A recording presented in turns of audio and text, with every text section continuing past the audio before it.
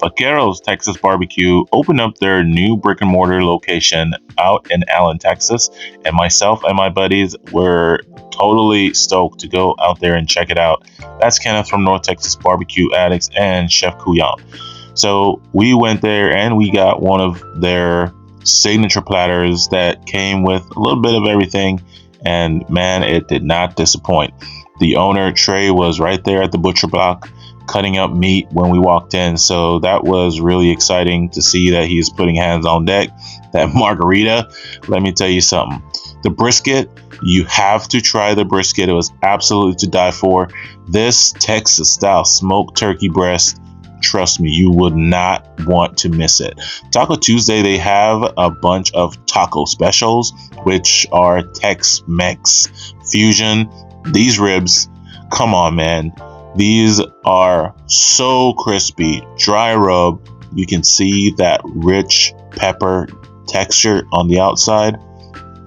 Absolutely amazing. The sides were really impressive. The spicy cucumber salad as well as the cabbage were two of my top favorites. I'm not really a big cheese guy. The mac and cheese was okay. I would order it again.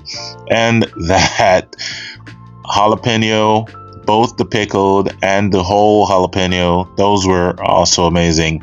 Now they brought out this ayote, and it's barbecue style. It's got a really unique sauce that is achiote based, so it really hit the spot a little bit different. I'm very impressed. Now I ate the rest of the cucumber salad, and the rest of my friends didn't get any.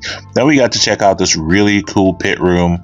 Has one of the M&M rotisserie smokers and a couple offsets. It is an air-conditioned pit room, so they have put a lot of work into this. Please go check out their location out in Allen, Texas, if you ever get a chance, and go chit chat with the guys and see what you think.